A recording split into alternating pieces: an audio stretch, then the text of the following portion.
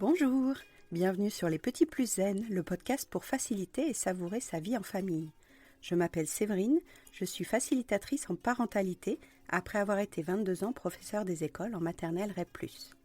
Chaque semaine, je te propose ici des pistes et des thèmes approfondis sur la petite enfance, l'éducation et la communication pour que tu retrouves le plaisir des relations familiales sereines et épanouies. Une de mes missions est de t'aider à mieux comprendre et apaiser les émotions de chacun pour installer un équilibre entre tes besoins personnels et ceux de ta famille et enfin retrouver du temps pour toi. Je te partagerai aussi mon expérience en classe de maternelle, des découvertes apprises en formation et des outils inédits et actionnables facilement que j'ai créés au fil du temps à l'école et à la maison. Pour ne manquer aucun épisode, abonne-toi s'il te plaît sur ton application de podcast préférée et participe généreusement à la diffusion de mon travail en laissant un avis et une note de 5 étoiles. Pour plus de contenu, d'inspiration et de motivation, retrouve-moi aussi sur Instagram, Facebook et Clubhouse sous le nom Les Petits Plus Zen. Sur ce, je te souhaite une belle écoute.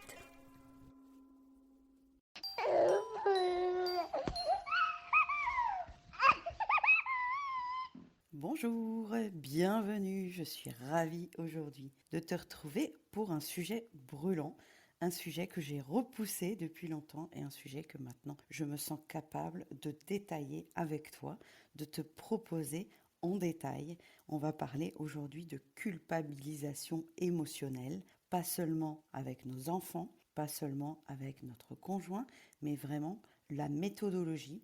Pourquoi est-ce qu'au quotidien, on peut entendre des gens vouloir nous faire porter leurs émotions et à notre tour, parfois, essayer de ne pas faire porter nos émotions sur les autres.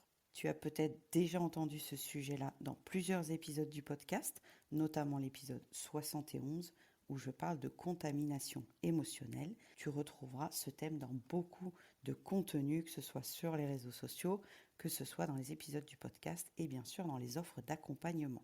J'ai appris sur le terrain que les émotions des enfants ne faisaient pas partie de notre formation, que j'avais besoin de plus d'informations justement pour aller mieux avec ma classe, pour aller mieux moi-même.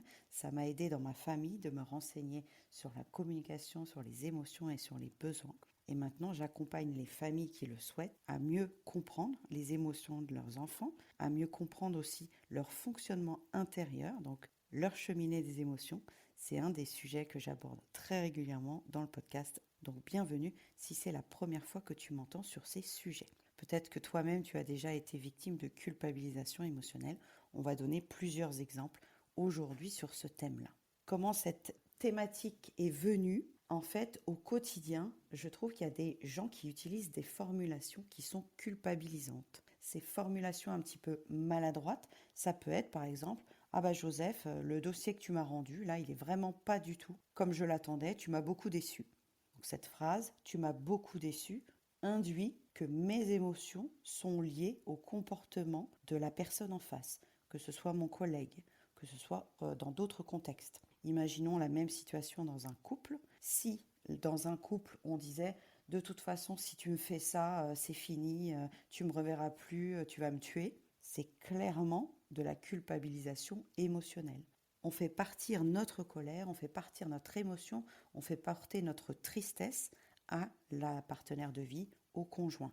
Et vous avez peut-être été témoin régulièrement de sortes de culpabilisation en ce sens-là. Comment faites-vous quand on vous accuse de le rendre triste, de le mettre en colère? C'est quelque chose qu'on peut entendre au parc, notamment quand on se promène avec nos enfants. Est-ce que vous avez déjà entendu une maman dire « Oh, tu me rends dingue, tu me rends folle, tu me rends triste, tu me fais peur ». Tout ça, c'est induire que le comportement de l'enfant a un pouvoir de modifier l'émotion de la maman. Alors peut-être que vous êtes habitué à manipuler ces notions-là, peut-être que pour vous c'est évident, ou alors ça va être une grande nouveauté en écoutant cette thématique aujourd'hui. Est-ce que vous arrivez à ne pas faire porter vos émotions à vos enfants, à votre conjoint, à vos parents, à vos collègues, à vos amis? J'ai un exemple professionnel pour le coup qui me vient en bas des newsletters. Vous avez parfois des liens de désinscription. Vous recevez sans doute comme moi beaucoup de newsletters et j'ai été étonnée de voir que certains entrepreneurs très réputés disaient en bas pour le lien de désinscription « ça va me rendre très triste si tu te désabonnes ». Pour moi, cette petite formulation, c'est clairement de la culpabilisation émotionnelle.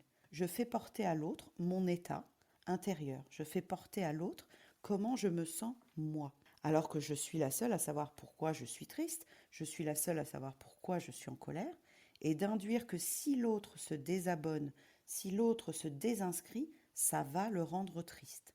Je nomme l'autre responsable de mon état émotionnel. Alors ça s'est fait depuis la nuit des temps, ça continue de se faire dans des éducations traditionnelles, de dire à nos enfants tu m'énerves, tu m'agaces, tu me rends triste. C'est vraiment un principe que vous pouvez constater autour de vous. Et quand on dit à notre enfant tu me rends triste, tu m'agaces, tu me rends folle, je fais tout pour toi, tu ne te rends pas compte de tout ce que je fais pour toi, c'est créer une relation verticale, c'est créer une relation déséquilibrée avec notre enfant. Ce serait la même chose si on disait à notre conjoint quand tu fais ça, j'ai envie de mourir et tout ça. Donc on est proche d'une sorte de chantage affectif, on est proche de la création d'une dette aussi émotionnelle en disant à cause de toi, je me sens mal. Je vous laisse quelques instants pour voir quels sont les derniers exemples qui viendraient popper au niveau de cette thématique-là.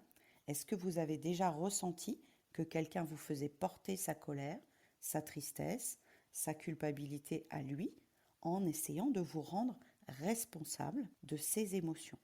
Donc j'ai un petit exemple personnel. Il m'est arrivé de partir en vacances et de ne pas envoyer, par exemple, des photos de mes vacances à ma mère.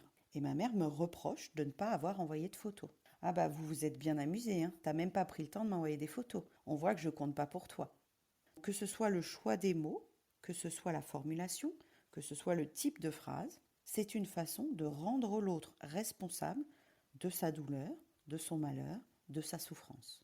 Si vous avez l'habitude d'écouter les épisodes du podcast, vous avez peut-être entendu plusieurs fois que j'essayais de décontaminer les cheminées des émotions de chaque personne. Vous, aujourd'hui, vous avez dans votre cheminée des émotions des flammes qui vous appartiennent, qui sont liées aux circonstances de votre vie, qui sont liées à vos projets, à vos renoncements, à vos couacs, et tout ça est légitime, tout ça est normal.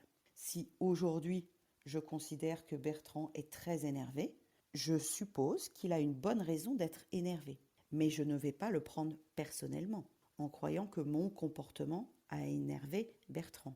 De la même façon, il peut y avoir une contamination émotionnelle quand on a passé une très mauvaise journée au travail, qu'on arrive, que notre enfant renverse son cartable, ne range pas ses chaussures, que l'ado n'a pas fait la vaisselle, toutes les situations que vous avez pu vivre de frustration avec vos enfants, et que vous, contaminé par vos propres flammes, vous fassiez rejaillir sur votre enfant votre frustration, votre culpabilité. On l'a tous fait, je ne vais pas m'exclure de ce système-là. Mais je vous invite à le conscientiser, à vous rendre compte que vous faites porter votre colère à quelqu'un qui n'a rien à voir. C'est le petit dernier qui prend pour la frustration que vous avez ressentie à la réunion avec votre collègue ou votre patron. C'est votre femme ou votre mari qui prend parce que ça ne s'est pas passé comme vous vouliez dans votre réunion, dans votre bilan, dans votre lancement. Et donc, on peut induire sur d'autres personnes que nous notre état émotionnel. Donc voilà la première définition que je voulais vous proposer aujourd'hui autour de la culpabilisation émotionnelle. C'est quand on essaye de rendre l'autre responsable de notre émotion actuelle. Donc c'est peut-être quelque chose que vous avez déjà vécu ou c'est peut-être quelque chose que vous avez déjà constaté. Dans la relation parentale sur laquelle je suis spécialisée maintenant, il y a souvent des moments où on induit que le comportement de notre enfant, c'est un comportement inadapté la plupart du temps, quelque chose qui nous dérange, vient empêcher notre sérénité, vient nous impacter nous personnellement. Quand l'enfant n'écoute pas ce qu'on lui a dit, on pourrait lui dire « tu m'agaces, tu me cherches, tu me rends folle, j'en ai marre de toi, je ne t'aime plus, tu es méchant ». Donc on rejoint plusieurs thèmes de l'éducation autour de l'autorité, autour de l'étiquetage, autour du jugement et autour de la critique aussi, qui, à leur tour, sont dans ce chapitre de la culpabilisation émotionnelle. Si je dis à ma fille « tu m'agaces », elle va croire que son comportement me rend dans cet état-là. Pour la suite, ça peut être embêtant, parce qu'elle va essayer de se conformer et de rentrer dans le moule de ce qu'elle croit être un comportement attendu pour moi. alors que moi, je n'attendais pas forcément un comportement que j'ai explicité. Si je lui demande de m'écouter, si je lui demande de respecter ma consigne, j'aimerais que ce soit suivi. C'est une attente. Et en tant que parent, on a plein d'attentes, évidemment. Mais si je la rends responsable de ma frustration, si je la rends responsable de mon état émotionnel, de ma colère, de ma tristesse, je lui fais porter des choses qui ne la concernent pas. Et comme on est les figures d'attachement de nos enfants, c'était le cas aussi quand j'étais enseignante, on va se rendre compte que si je fais ça régulièrement, l'enfant qui est en train d'apprendre, de comprendre la vie, se dit « Ah, ben, j'ai le pouvoir de rendre les gens heureux, j'ai le pouvoir de rendre les gens tristes, je suis un élément qui impacte l'état émotionnel des autres. » Alors peut-être que vous ne voyez pas où est-ce que ça poserait problème. Mais ces enfants qui vont grandir plus tard risquent de vouloir faire plaisir aux adultes, risquent de ne pas vouloir les décevoir et donc ne pas être en autonomie émotionnelle pour eux, pour leurs propres projets, pour leurs propres émotions et nourrir leurs propres besoins. C'est là où il y a un fil à couper, selon moi, entre ce qu'on dit à nos enfants, ce qu'on dit à nos élèves. Si vous travaillez avec des enfants, c'est la même chose. Un animateur de centre de loisirs qui dirait à des enfants « Vous êtes méchants, vous m'avez fait mal, c'est à cause de vous que je ne vais pas bien, taisez-vous, vous faites trop de bruit », ça, ce ne sont pas des faits. Ça, c'est une partie des conséquences que je ressens, que l'animateur ressent, et qu'on ne veut pas prendre en charge à notre compte, qu'on va refaire porter sur quelqu'un d'extérieur à nous. En parallèle avec la culpabilisation émotionnelle, qu'elle soit familiale, maternelle, amoureuse, il y a la résolution par la responsabilité. Ce sont des grands termes que vous allez retrouver dans toutes les thématiques de développement personnel, dans les livres que vous lisez peut-être, mais quand on comprend que cette responsabilité émotionnelle, elle va garantir la qualité du lien que j'ai avec ma femme, mes enfants, mes collègues de bureau ou le directeur de l'association, je vais ensuite pouvoir m'imposer de la bonne façon, d'une façon honnête, d'une façon indépendante. Je vais pouvoir dire aux gens autour de moi, j'entends que tu es triste, je vois que tu es en colère, mais je ne suis pas responsable de ton état émotionnel. Je ne suis pas responsable de ta colère, de ta tristesse, de ta culpabilité, de tes doutes. C'est toi qui te mets dans cet état émotionnel parce que tu avais peut-être besoin de renfort, de confiance, d'écoute, d'empathie, de détente, de repos. Et on peut indiquer aux gens qui essayent de nous faire porter leurs émotions à quel point elles sont arrivées dans leur cheminée parce qu'il y avait des besoins qui clignotaient sur leur arc-en-ciel des besoins. Si c'est la première fois que vous m'écoutez, vous allez être peut-être un petit peu confus avec tous ces termes d'outils. Le premier outil que j'ai mis en place dans ma classe, c'était l'arc-en-ciel des besoins. De définir que chaque humain, adulte et enfant, a des besoins universels à satisfaire. Donc il y a des rayures, donc il y a 7 rayures sur l'arc-en-ciel, vous le savez. Donc la rayure de survie, la rayure de relation, la rayure d'identité, la rayure d'autonomie, la rayure de sens, la rayure d'expression et la rayure de détente. Quand on voit quelqu'un qui est débordé émotionnellement, il y a une de ces rayures qui clignotait. Il y a des besoins qui n'étaient pas satisfaits. Au lieu de les regarder en face et au lieu de les nourrir par lui-même, cette personne a voulu les rebalancer sur quelqu'un d'autre. Et vous avez sans doute l'exemple de gens autour de vous qui font ça, qui ne veulent pas prendre en charge leurs propres émotions, qui vont dire « c'est de ta faute si ». 3 points de suspension. Je suis dans cet état à cause de toi. 3 points de suspension parce que tu as fait ceci ou cela. Moi, j'ai mis ça en lumière par rapport à ma mère principalement. Coucou maman, si tu m'écoutes. Le fait de le conscientiser m'a fait prendre conscience que, à mon tour, j'essayais de faire plaisir constamment à certaines personnes qui ont de l'autorité, comme je le faisais avec ma mère, pensant naïvement que plus j'allais répondre à ces critiques, désirs, jugements, phrases et culpabilisations, plus j'allais en retour avoir de l'amour, de l'attention, de l'écoute, de la compréhension. Pour nourrir mes besoins, j'utilisais une stratégie maladroite que la personne en face alimentait constamment. Si autour de vous, il y a des gens qui vous disent « Ah ben je serais très heureux si tu faisais ça », c'est aussi de la manipulation. On va le faire. Peut-être si quelqu'un vous demande un coup de main pour son déménagement, vous n'allez pas vous dire « Il est en train de me manipuler ». Il a besoin d'aide, il l'exprime. Et s'il arrive à l'exprimer de manière calme, assertive et vraiment explicite, vous ne vous sentirez pas contraint, obligé, manipulé, culpabilisé. Mais parfois avec une inclination de tête, un petit regard de chapeauté, vous allez sentir que si vous dites non à cet ami-là, il va y avoir des conséquences, il va y avoir des retombées, il va y avoir quelqu'un qui rumine, qui est aigri, qui va vous en vouloir. Ces comportements-là qu'on voit au quotidien, ce sont des manières de se déresponsabiliser émotionnellement. Je peux entendre que l'autre en face n'a pas les mêmes désirs, n'a pas les mêmes besoins, n'a pas les mêmes envies. Si je fais porter ma culpabilité à quelqu'un d'autre, j'abîme la relation. Je ne garde pas le lien entre nous. Alors parfois on ne s'en rend pas compte. Parfois c'est quelque chose qu'on a reproduit, on a été élevé dans ce contexte familial.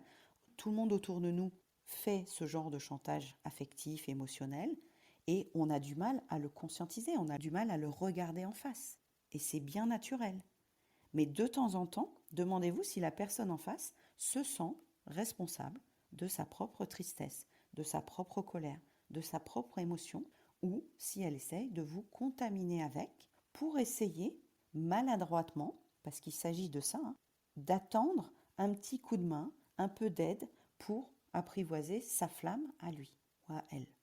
Donc dans ces cas-là, il y a deux postures possibles. Si vous avez en face de vous quelqu'un qui vous rend responsable de son émotion, vous pouvez toujours, je vais toujours vous proposer ça, quelle que soit l'offre ou l'accompagnement qu'on va faire ensemble, de prendre du recul, de monter en haut du phare et de voir qu'est-ce qui se joue actuellement. L'autre essaye de me faire porter sa responsabilité. Est-ce que je me sens responsable de cet événement, de cette émotion ? Normalement, je n'ai pas à me sentir responsable, même si je l'aime, même si c'est mon mari, même si c'est mon enfant. Par contre, je vais pouvoir être un soutien, je vais pouvoir aller en renfort, collaborer, coopérer, lui donner mes compétences. Ça, je pourrais le faire. Par contre, je ne vais pas prendre en charge son besoin initial parce que lui-même n'a pas encore trouvé son besoin initial. La deuxième étape, c'est donc, quand on a fait la clarté sur ce qui se jouait dans la relation, c'est d'inviter l'autre à mieux reformuler pourquoi il est dans cet état-là. Qu'est-ce qui a balancé l'étincelle dans sa cheminée des émotions ? Si c'est la première fois que vous entendez ce concept, il est dans l'épisode 9 et 10. Vous allez pouvoir retrouver en détail cet outil, ce processus que j'utilise à chaque accompagnement et qui vous permet de voir qu'aujourd'hui, la plus grosse émotion que vous allez avoir, elle va être liée à une circonstance extérieure, à tout ce que je me suis raconté sur cette circonstance en fonction des besoins qui clignotaient déjà sur mon arc-en-ciel. Si je me suis mise en colère parce qu'un tel n'avait pas fait ce qu'il avait dit qu'il ferait, c'est parce que j'avais un besoin de certitude, de stabilité, de clarté, de coopération. Ce n'est pas la faute de l'autre. Bien sûr, l'autre est l'auteur de ce fait, mais c'est en moi que je dois trouver la réponse, le besoin et adapter mon comportement en lui disant « Tu m'avais proposé de faire cette tâche, tu ne l'as pas réalisée ». Ça, c'est factuel. Là, je donne des mots factuels sur ce qui s'est passé ou non. Mais je ne vais pas dire « à cause de toi, je me suis mis en retard, tu m'avais promis, tu me déçois, je suis vraiment navrée de cette relation, tu n'es pas à la hauteur, etc. » Reprendre que chacun a des besoins sur sa colline, ce sont des termes qu'on utilise en communication non violente. L'autre en face de moi a des besoins, a une expérience, a des cicatrices, a des projets et a des émotions que je ne peux pas entièrement visibiliser. Je n'ai pas la main sur ce qui se passe à l'intérieur de lui. Et souvent, il ne l'a pas non plus, parce que s'il l'avait, il ne ferait pas porter sur nous ses propres émotions, ses propres besoins, ses propres conditionnements, ses propres blessures, cicatrices et braises dans sa cheminée des émotions. Et parfois, c'est vous qui le faites. Et je m'inclus, parfois c'est moi qui le fais. Il peut m'arriver de faire porter mon émotion à quelqu'un d'autre, de culpabiliser émotionnellement une demi-fille, mon conjoint, parce que je suis tellement débordée par ma flamme que la phrase m'échappe et que je rends l'autre responsable de ma frustration. Donc la proposition que j'aimerais vous faire aujourd'hui, c'est À chaque fois que vous sentez qu'il y a une pression dans la phrase qui a été donnée, que ce soit vous qui l'envoyez ou que ce soit vous qui la receviez, de voir ce qui se joue. Qui essaye de faire porter ses émotions à l'autre? Comment s'extirper de cette contamination? Comment reprendre chacun notre autonomie sur notre colline et se dire dans quel état suis-je?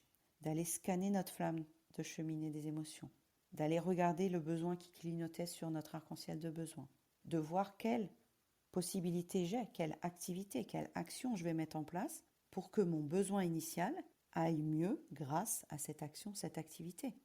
Et là, c'est tout ce qu'on déroule quand on fait un scan individuel.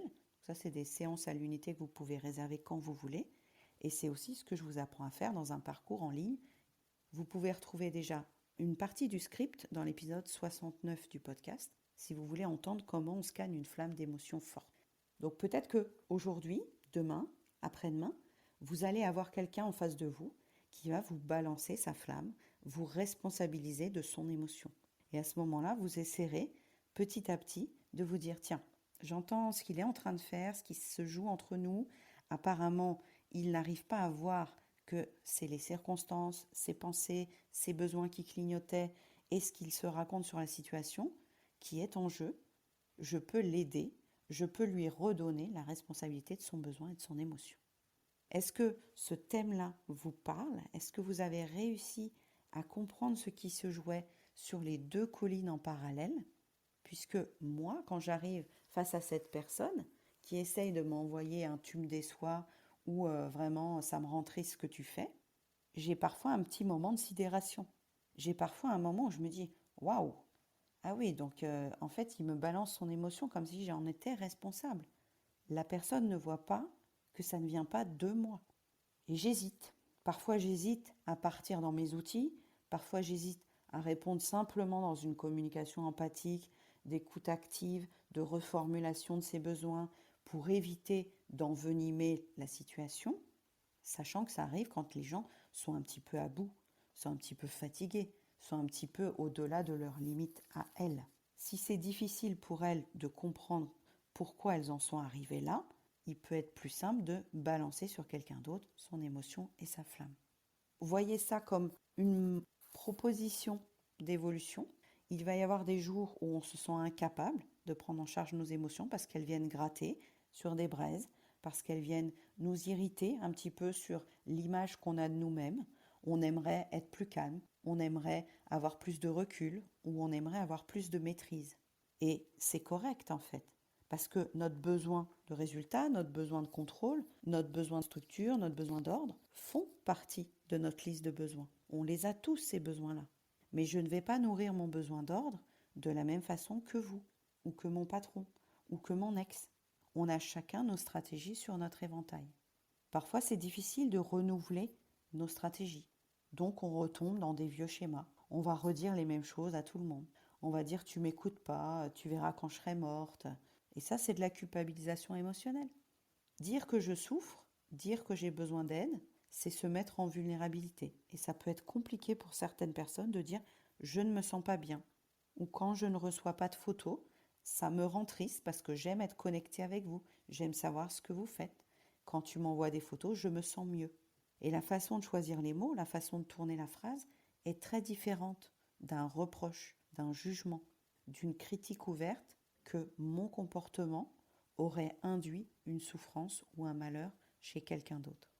Donc dites-moi si ces notions sont un petit peu plus claires pour vous, si vous voyez des exemples dans votre vie personnelle qui rebouclent avec cette culpabilisation. Je vais vous redonner les 3 pistes que je vous propose pour en sortir. La première, c'est d'aller voir comment fonctionne notre cheminée à nous pour qu'on soit complètement autonome émotionnellement. Parce que si nous, on arrive à conscientiser le besoin qui clignotait, l'émotion et la flamme qui est apparue, et de voir que j'en suis complètement responsable, cette première étape va me permettre de bien voir en face si les gens savent le faire ou non. Donc ça, ce serait vraiment la première étape. La deuxième étape, ce serait de se dire, quand quelqu'un essaye de me faire porter sa culpabilité, sa colère, sa tristesse, c'est humain. Donc je peux me relier d'une manière humaniste, je peux me relier d'une manière de cœur à cœur avec empathie. Ça veut dire que je ne réagis pas tout de suite à ce qu'il va me faire porter. Je ne réagis pas tout de suite quand il me dit « tu me rends triste, tu es méchante, c'est à cause de toi si j'ai perdu mon boulot ». Je vais écouter ça avec mes oreilles de girafe. Je vais écouter ça en me représentant quelle est son émotion, quelle est sa flamme, quel est son besoin à lui, parce qu'il est en train actuellement de souffrir. Il est en train de perdre pied dans sa propre flamme. Je ne suis pas là pour lui apprendre à faire tout ça. S'il veut, il pourra le faire en parallèle. Mais cette deuxième étape, c'est de se dire, je n'ai rien à voir avec son émotion, mais je peux essayer de chercher pourquoi il se met dans cet état. Oui, il essaye de me rebalancer son émotion. Ça, c'est une stratégie. Mais pourquoi est-ce que ça l'emmène à cette stratégie? C'est parce qu'il est démuni dans sa cheminée, avec sa flamme, avec ses besoins, qu'il est en train de couler actuellement. Donc la deuxième étape, c'est de se rapprocher avec empathie de ce qui se joue sur la colline de l'autre. Et puis la troisième étape, vous vous en doutez, c'est de faire une proposition pour remettre à chacun la responsabilité de ses actions et de ses pensées. Quand l'autre vous reproche de le rendre triste, vous allez pouvoir lui dire « Ah, je vois que tu es très triste. Est-ce que c'est quand ?» Et vous redéfinissez la circonstance, l'action, le fait extérieur neutre, le déclencheur. Mais vous allez reformuler le déclencheur. Le déclencheur n'est pas vous. Vous êtes peut-être la main du déclencheur et encore. Donc vous allez dérouler un petit peu tout ce qui s'est passé en amont de sa flamme pour lui proposer une explication où vous allez vous extraire de la responsabilité de sa flamme à lui. Donc si c'est la première fois que vous m'écoutez parler de tout ça, ça peut être un petit peu complexe, hein, je le reconnais. Donc n'hésitez pas à m'envoyer un message sur Instagram pour me demander plus d'informations, plus de détails, plus d'explicitation. Vous retrouverez aussi des publications sur Instagram et sur Facebook pour aller plus loin sur ces notions-là. Mais ces trois étapes-là, si vous prenez vos flammes en responsabilité, si vous regardez ce qui se passe sur sa colline à lui, et si vous essayez de reformuler ce qui s'est joué entre vous deux pour bien lui montrer que votre responsabilité n'est pas engagée, c'est pas pour avoir raison, hein. C'est juste pour poser les choses de manière calme, parce que sinon ça va être la surenchère. L'autre vous balance son émotion. Si vous vous dites bah, il est con ou quoi, ça n'a rien à voir avec moi, et que vous lui balancez ça tel quel, non seulement il va continuer à croire que c'est de votre faute, il ne va pas se remettre en question, et puis la troisième action, c'est que la relation s'abîme. Alors que se sortir de la responsabilité de l'émotion de l'autre, ça demande des pincettes, oui, ça demande de la reformulation, oui. C'est difficile, surtout si c'est quelqu'un qui nous touche affectivement, hein. Je vous parle souvent des dialogues un peu houleux avec ma mère. C'est la personne avec laquelle j'ai le plus de mal à faire de reformulation positive et empathique. Parce qu'à chaque fois qu'elle me fait porter ses émotions, je suis en sidération, en colère et en agacement total de me dire « Ah, ça recommence, ça y est, elle me fait porter ses émotions ». Vous voyez aussi pourquoi j'en suis arrivée à faire ce travail sur moi et de faire ce travail aussi avec les clientes que j'accompagne. Parce que je le vis tellement au quotidien, ça fait tellement sens pour moi que tant qu'on veut faire porter nos flammes à quelqu'un d'autre, on va être tous les deux dans une position qui ne sera pas horizontale, qui ne sera pas égalitaire. On va donner à l'autre un pouvoir sur nos émotions qu'il n'a pas. Et on va oublier que le pouvoir sur nos propres émotions, on peut l'avoir si on fait un petit effort. Et oui, c'est compliqué. Vous pourrez écouter le témoignage des clientes qui ont vécu Emotizen. Ça ne vient pas tout seul. Il faut plusieurs mois de pratique pour conscientiser les besoins, pour conscientiser les flammes et pour agir sans partir en vrille. Et c'est normal, parce que c'est un fonctionnement qu'on n'a pas appris à l'école, qu'on n'a pas appris en formation, c'est quelque chose de nouveau. Donc je vous invite vraiment à aller scanner vos besoins, vos émotions, à faire le maximum que vous pouvez pour vous détacher de ce que les autres balancent sur vous quand ils vous rendent responsable de leur tristesse, colère, vie, souffrance, malheur. Dès que ça commence par « c'est à cause de toi si », ah bah oui, si t'avais pas fait ça. De toute façon, quand tu fais ça, tu le fais exprès. Toutes les étiquettes qu'on a pu essayer de vous poser sur le front, sur vos actions, sur vos choix, sur peut-être votre déménagement, votre choix de carrière. Tout ça, l'autre s'en sert comme excuse pour justifier son état désagréable. Et je me relie à vous si c'est difficile, notamment avec votre famille, ou avec votre belle famille, ou avec vos enfants, ou avec vos ados. Parce que quand les enfants grandissent, clairement, eux aussi, ils font de la culpabilisation émotionnelle. Ils vont dire, de toute façon, tu m'écoutes pas, tu m'aimes pas, et exprimer leur frustration, parce que c'est plus simple de dire, c'est de la faute de maman, c'est de la faute de la belle-mère, c'est de la faute de l'autre. C'est un peu délicat d'aller voir ce qui se joue entre le déclencheur, ce que je vis moi, et puis ce que j'aimerais maintenir comme lien dans la relation. Si c'est quelqu'un qui vous importe, si c'est quelqu'un qui compte dans votre vie, vous allez avoir envie de le re-responsabiliser sur ses besoins à lui. Mais ça va être compliqué parce que cette notion est peut-être très éloignée de son quotidien. Et le fait que l'autre en face ne connaisse pas ses besoins, ne connaisse pas ses émotions, ne connaisse pas non plus la responsabilité de ses choix, de ses actions, de ses angles pour ses projets, risque d'handicaper le dialogue. Parce que si vous fermez en disant de toute façon, j'ai rien à voir avec ça, je ne le prends pas personnellement au sens des accords Toltec, ça pourrait être interprété de sa part à nouveau comme ah oui, t'en as rien à foutre de moi. Ça ne t'intéresse pas ce que je te dis. Tu vas me laisser crever dans mon coin. Et vous risquez d'avoir une deuxième couche, puisque si c'est un fonctionnement qu'ils ont d'habitude, ils vont vous en remettre une deuxième, une troisième, une quatrième couche. Donc la seule façon de se défaire de cette culpabilisation continuelle, c'est vous de vous reformuler que l'autre a une vision de la situation qui est déformée par rapport à ce que vous voyez, qu'il ne prend pas en charge ses besoins et ses émotions, et que vous n'êtes pas là pour lui apprendre tous ces phénomènes. Vous pouvez le rediriger vers moi si vous en avez l'audace et l'occasion, mais ces dynamiques-là, ces dynamiques intérieures, si elles étaient apprises très tôt, si elles étaient enseignées non seulement aux parents, aux éducateurs, aux maîtresses et tout ça, on gagnerait un temps fou. Chacun prendrait ses émotions en charge. Chacun prendrait ses besoins en charge. C'est un de mes idéaux maintenant dans ma mission. Mais vous, chacun à votre niveau, aujourd'hui, vous pouvez vous dire, j'ai parfois des formulations qui rendent l'autre un peu responsable de comment je me sens. Et ça part très vite, ça part dans une dispute de couple, ça part au nouvel an quand il y a tout le monde qui s'écharpe sur ah bah oui, t'as pas pensé au cadeau et tout ça. Donc ce sont des événements quotidiens qui viennent ponctuellement, peut-être au boulot aussi, peut-être dans votre association sportive. Des fois, il y a une petite phrase qui sort et qui est clairement de la culpabilisation de l'autre. C'est un fonctionnement pour lequel on se sent impuissant à notre tour. Si c'est par exemple votre maman, puisque là c'était le cas dans la newsletter, quand c'est votre maman qui vous fait constamment porter sa souffrance, son malheur, en disant de toute façon tu te rends pas compte, tu t'occupes pas de moi, tu m'envoies pas de photos et tout ça, pour elle, c'est la meilleure stratégie qu'elle a trouvée à ce moment-là. C'est une stratégie maladroite, c'est une stratégie tragique, c'est une stratégie qui induit que je suis le bourreau, que je suis le persécuteur dans le triangle de Karpman. Elle se victimise en disant que elle est la gentille, elle est l'innocente, et qu'en gros, tout le mal est sur moi.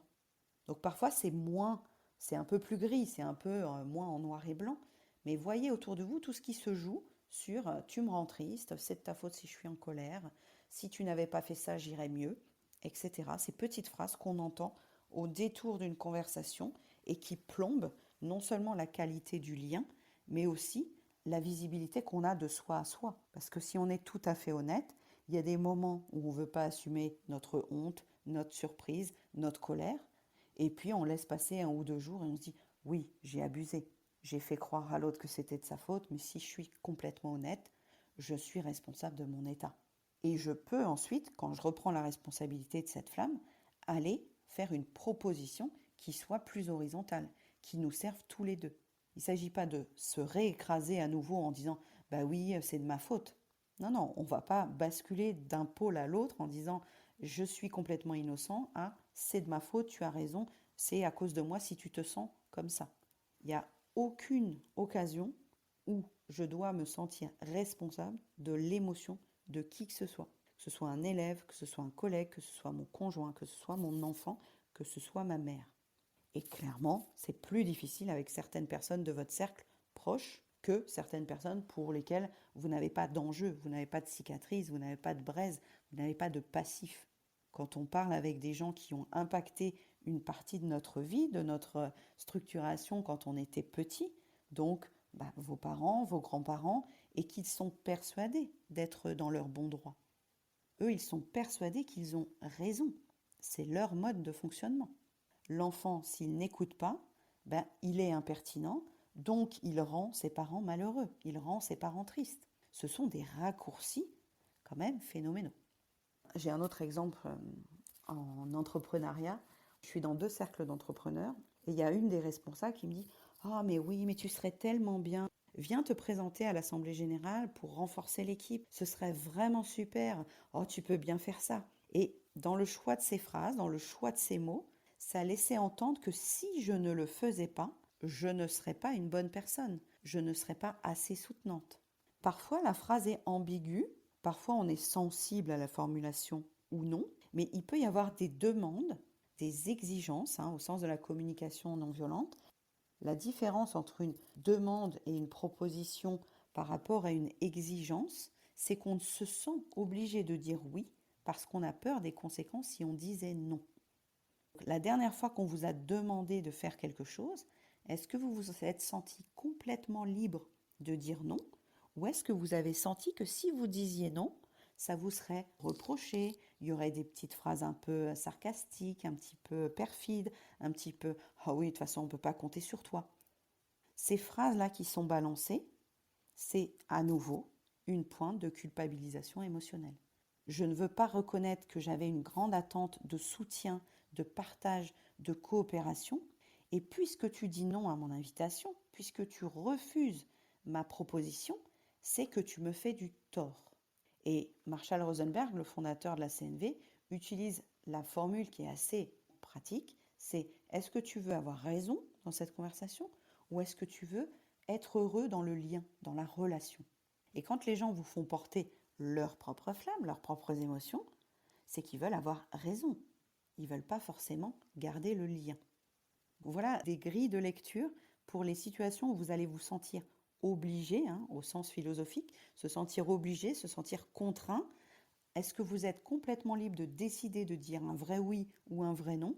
Parfois, c'est de l'interprétation et parfois, ça se répète quand même tellement souvent que finalement, c'est un schéma de fonctionnement qui pourrait être un peu creusé.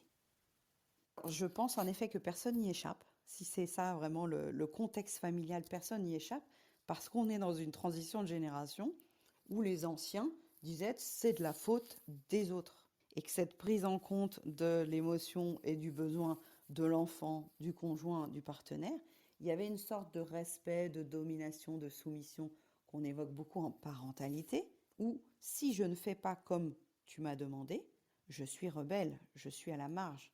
Si je suis rebelle et à la marge, je contrarie l'autre, je contrarie l'adulte.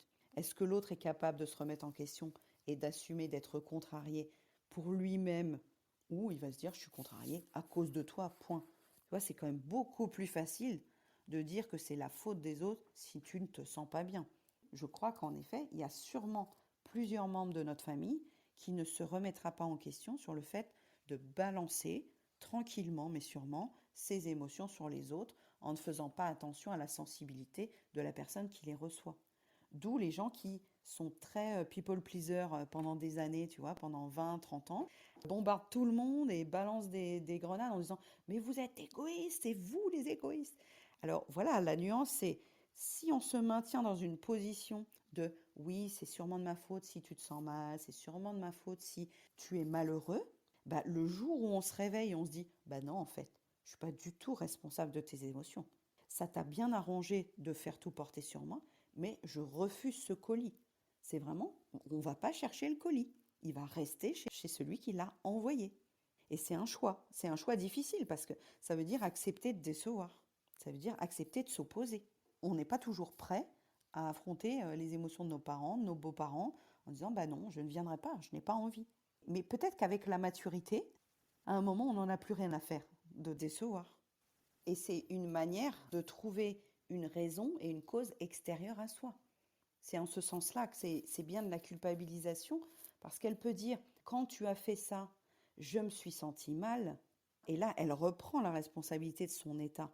Mais si elle te lance que tu lui as fait du tort, tu es l'auteur de ce mal-être, tu es responsable, comme si elle n'avait rien du tout à voir dedans. Peut-être que c'est le dosage entre prenons des torts mutuels, nommons-nous co-responsables de cette injustice. En plus, l'injustice, c'est subjectif. Parce que si tu lui as pas répondu à son texto dans les 48 heures, certains peuvent être offusqués à mort. Donc ça, c'est vraiment libre à la grille d'interprétation de chaque personne. Est-ce que c'est un cas d'injustice où les gens sont capables d'aller rétablir eux-mêmes le tort qu'ils ont vécu de manière encore plus démesurée? Est-ce qu'il n'y a pas un besoin de pouvoir? Est-ce qu'il n'y a pas un besoin de repère? Et est-ce qu'il n'y a pas un besoin d'être entendu? C'est peut-être ça vers lesquels on pourrait les guider. Est-ce que tu as besoin d'être entendu? Raconte-moi pourquoi tu te sens dans cet état-là et qu'est-ce qu'on pourrait faire ensemble pour sortir de la situation? Et là, on redevient acteurs tous les deux de la problématique. Mais arrête de dire que c'est tout est de ma faute. Arrête de dire que c'est à cause de moi si, trois petits points, je me sens comme ça. Si je ne m'improvise pas comme ayant la frontière entre le bien et le mal, mais que je parle depuis moi ce que je ressens, ce que j'ai vu, ce que j'ai compris, et que j'admets que l'autre en face, il a peut-être vu d'autres choses de la situation, compris d'autres choses, et que ça a résonné différemment, il y a une espèce d'humilité qui s'installe en disant ah bah toi tu trouves ça mal, bah raconte-moi en quoi tu trouves ça mal. Quand je lui propose de m'expliquer, quand je lui propose de me dire pourquoi il souffre, pourquoi il trouve ça mal, je ne m'associe pas au fait que je suis dans le mal et lui dans le bien. C'est à nous d'éclater en fait cette barrière continuelle entre ce qui est bien, ce qui est mal, ce qui est juste, ce qui n'est pas juste, parce que ce sera toujours subjectif. Oui, il y a des lois, mais quand tu vois tous les détournements de lois qui peuvent être dans l'actualité, finalement les gens veulent avoir raison sur ce qu'ils pensent être juste ou ce qu'ils pensent être mal. Pas raisonner quelqu'un qui va te dire c'est mal, point. Tu devrais avoir honte, point. Bah, laisse-moi avec ma honte, hein, je vais décider toute seule si je dois avoir honte. Moi, je pense que c'est une facilité que certains ont de décider pour les autres comment ils devraient se sentir. Tu devrais avoir honte, tu ne devrais pas faire ceci. Si tu fais ça, tu auras des problèmes. C'est à la fois Madame Irma qui fait des prédictions, à la fois je connais tout, j'ai la science infuse, donc c'est très égotique, et à la fois je suis le point de référence ultime et je n'admets pas que l'autre en face de moi puisse avoir d'autres angles de réflexion. Tu vas pas essayer de leur faire comprendre que leur vision du bien et du mal, que leur vision du juste et de l'injuste n'est pas la tienne, pour ton confort d'esprit, pour ta légèreté à toi. Tu vois, une des culpabilisations émotionnelles, ce serait de dire aux parents, vous risquez de tuer votre enfant si vous faites du cododo. Là, clairement, tu sors de ta posture de pédiatre, tu sors de ta posture d'expert si tu présentes les choses de manière à ce que tu seras l'auteur de la mort de ton enfant. Ah, voilà les flammes, hein, magnifique quand même. Si tu fais cette décision-là, attends-toi à des conséquences horribles, dramatiques. Mais ce qui est caché derrière, c'est l'inquiétude du professionnel, l'impuissance du professionnel, puisque ils ne sont pas dupes, hein. On peut très bien dire oui, oui dans le cabinet et faire ce qu'on veut derrière. Comme les parents, des fois, me disaient que l'enfant avait son lit tout seul et que souvent l'enfant me disait je dors dans le lit de mes parents. Tu vois, on a la vérité qui se rétablit de temps en temps. Mais moi, je peux être inquiète pour la santé de l'enfant, je peux informer, mais dans le choix de mes mots et dans le choix des possibilités, je préfère présenter un éventail de stratégies en alertant sur les conséquences éventuelles, mais laisser le choix à l'autre. Et c'est là où peut-être on est moins dans la culpabilisation, comme tu dis, de poser des questions à la personne pour qu'elle puisse expliciter pourquoi elle fait ce choix. Est-ce qu'elle a bien réfléchi aux conséquences? Est-ce qu'elle prend en charge la décision? Est-ce qu'elle se sent responsable de ce qui va arriver si jamais? C'est juste lui donner l'entièreté des éléments pour qu'elle puisse après faire son truc sur mesure. Donc la posture du professionnel, on y revient souvent. Est-ce qu'elle est dans voilà les éléments et je vous laisse décider? Ou alors vous ne devriez pas faire ça. Si vous faites ça, c'est dangereux. Vous serez des criminels si, trois petits points. Compliqué quand même pour un professionnel d'aller dans le jugement et dans l'injonction, dans l'exigence. Et il y a aussi malheureusement une judiciarisation qui se fait en tant que professionnel. Ils ne veulent peut-être pas qu'on leur reproche de ne pas avoir bien informé. Donc la manière de bien informer n'est peut-être pas très à droite habile, mais peut-être que c'est une manière détournée de ne pas vouloir avoir de problème judiciairement, éthiquement, et puis aussi en légèreté. C'est-à-dire, bon, moi je dis ce que j'ai à dire, si l'autre le prend mal, si l'autre ne comprend pas, je m'en décharge. Parfois, la culpabilisation, pour moi, c'est aussi une manière d'aller au plus rapide et de ne pas creuser l'échange, de ne pas s'intéresser à l'autre et ce qu'il ressent. La question la plus puissante du monde, pour moi, c'est comment tu te sens, comment tu vis la situation. Si on demandait aux gens toute la journée cette question-là, mais tout le monde prendrait sa responsabilité et ses besoins, ce serait magnifique, ce serait un monde parfait. Au lieu de dire non mais t'as abusé, tu te rends compte de ce que t'as fait, t'es méchant, t'es dangereux pour tes enfants, t'es un criminel. Waouh. Guirlande de jugement, guirlande de critique. Alors que chacun est bien libre d'agir comme il le veut s'il comprend que c'est lui qui en paiera les conséquences. C'est comme certains ados qui disent oh bah, je comprends pas, on m'a mis en garde à vue, c'était juste 2 grammes, c'est bon quoi. Qu'est-ce que t'as pas compris? Il y a un cadre de référence. Si tu deals, tu peux être embarqué. Tu viens pas te plaindre que tu es embarqué si tu deals. Les conditions, tu les avais. Donc l'information, si on la donne, si on voit qu'il y a des conséquences, bon après tu peux essayer d'échapper aux règles établies ou à la justice.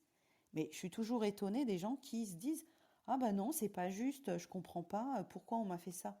C'est comme quand tu reçois ton amende et que tu as grillé le stop ou que tu as dépassé la limitation de vitesse. Tu le savais que si tu dépassais la limitation de vitesse, tu pouvais te faire flasher. À un moment, il est vraiment question de ne pas faire porter à quelqu'un d'autre ce qu'on a agi. J'ai agi, j'assume. Si j'assume pas, ben, je ne fais en tout cas pas porter la responsabilité de mes actions à quelqu'un d'autre que moi. Mais moi, je l'ai vu dans le couple de mes parents, je l'ai vu au travail, je l'ai vu avec le ministre de l'Éducation nationale. Enfin, au jour le jour, tout le monde se déresponsabilise. C'est fabuleux, quoi. Tout le monde dit c'est pas moi qui gérais le stock de masques, c'est pas moi qui ai dit que c'était pas dangereux ce virus. Enfin, des trucs ubuesques même dans le gouvernement. Au quotidien, il y a des gens qui se déresponsabilisent continuellement. Donc nous, en tant que parents, bah, si on y réfléchit, on peut se dire qu'on peut essayer de casser un tout petit peu le moule en essayant de dire à nos enfants, bah oui, là tu tenais la tasse, tu l'as mal tenue, elle est tombée, elle s'est cassée. Mais si j'arrive en braillant sur mon enfant en disant, mais t'es incapable, t'as cassé cette tasse, je peux pas te faire confiance, rien à voir tout ça. Si je reste dans le descriptif, si je reste dans qu'est-ce qui s'est joué pour lui, comment il a vécu la situation, quel âge il a, quelle maturité il a.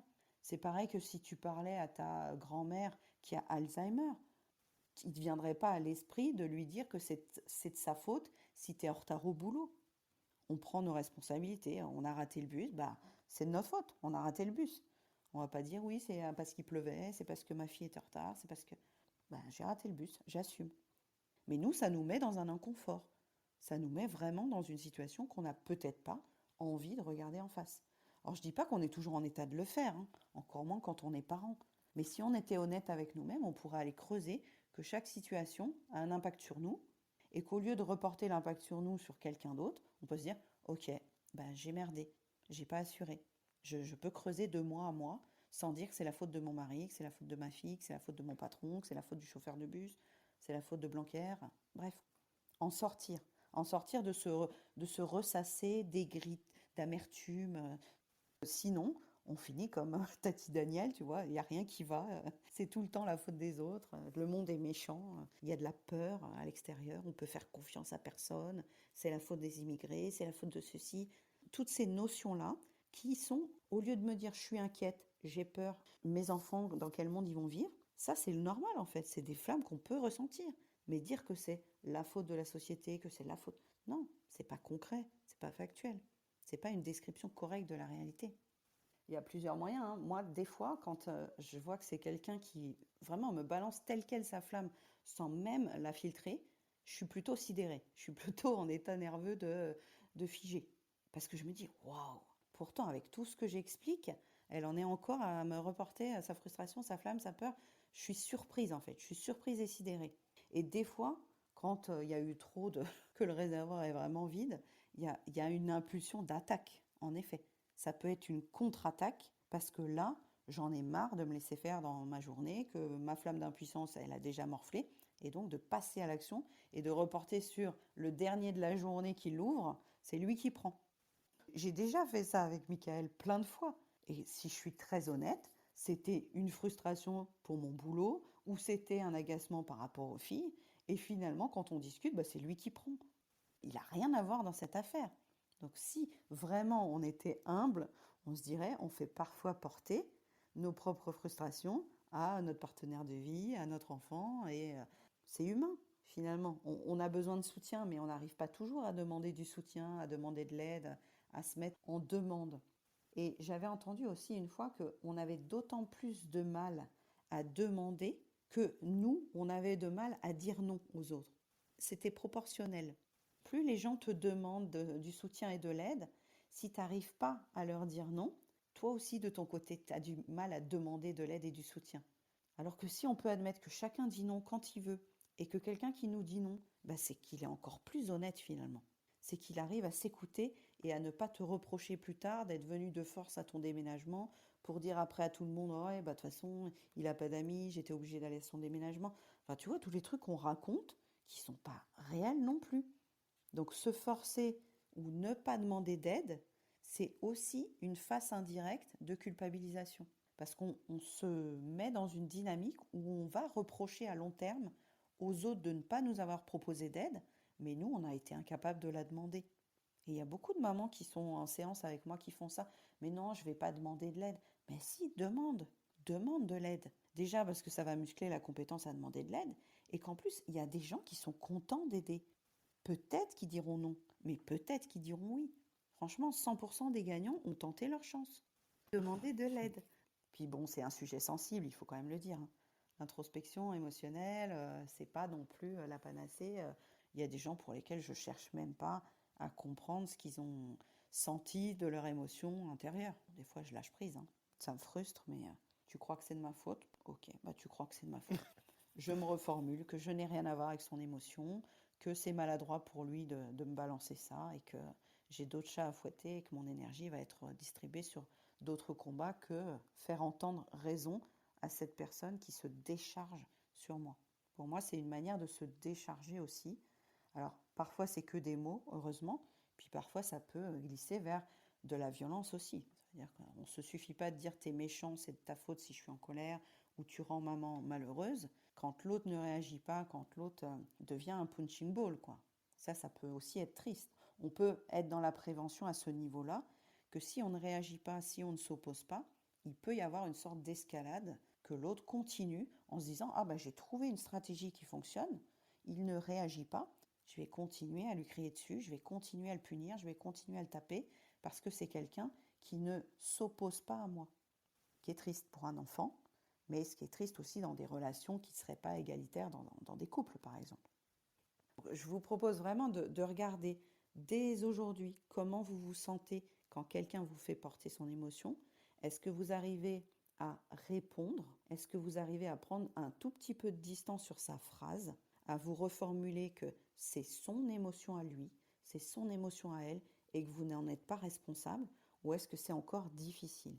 Et si c'est encore difficile, je vous invite soit à écouter l'épisode 69 qui vous propose le scan de votre cheminée, ou vraiment à explorer vos besoins, vos émotions de manière autonome ou avec moi si vous le souhaitez, mais parce que c'est vraiment une libération de se dire, mais tous ces gens qui s'agitent autour de moi, je ne suis pas responsable en fait de ce qu'ils pensent, de ce qu'ils disent, de ce qu'ils font. Je peux être un soutien, mais ce n'est pas à moi de régler leurs problèmes, ce n'est pas à moi de soulager leurs émotions, ce n'est pas ma mission de vie, enfin à titre privé, parce qu'à titre pro, si. Le fait de comprendre que chaque émotion est légitime, normale, qu'elle a un sens, que vous pouvez comprendre mieux cette émotion, que vous pouvez induire que cette émotion elle a un message à vous dire et trouver quel est le sens de cette émotion, de ce message, de ces besoins qui clignotaient, vous permet d'être un peu plus serein et libre dans vos réactions et dans vos interactions avec vos enfants, avec votre couple, avec votre patron, avec votre belle-mère, qui sont des exemples qui en général parlent bien aux clientes. Vos émotions sont précieuses, prenez-en soin, je vous souhaite une très bonne continuation. On peut se retrouver sur Instagram, vous allez taper les petits plus zen, vous allez le trouver. Je Je vous embrasse bien fort. J'espère que cet épisode vous a été utile. J'espère que vous avez trouvé des pistes intéressantes. Je serais curieuse de savoir laquelle a résonné le plus pour vous, laquelle vous a donné envie de passer à l'action peut-être. Pour aller encore plus loin sur ces questions, pour vraiment trouver ce qui nourrit tes besoins à toi et tes émotions dans ta cheminée des émotions à toi, quand tu écoutes cet épisode, tu peux participer et candidater pour acheter le programme en ligne. J'ai hâte de t'accompagner à apaiser tes émotions et à retrouver de la joie et de la sérénité en famille. Tu trouveras tous les éléments pour t'inscrire dans la bio ou alors sur Instagram et Facebook. Très bonne semaine, au revoir.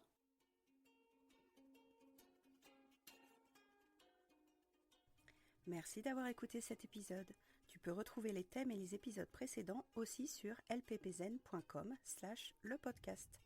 Pour soutenir mon travail, je t'invite à noter, commenter et partager le podcast, notamment sur ton application préférée, comme Apple Podcast par exemple. Ton soutien est important pour moi pour permettre à d'autres parents de retrouver la sérénité en famille. On se retrouve pour un prochain épisode très bientôt et en attendant, prends bien soin de ta cheminée des émotions et de ton arc-en-ciel des besoins. À très vite.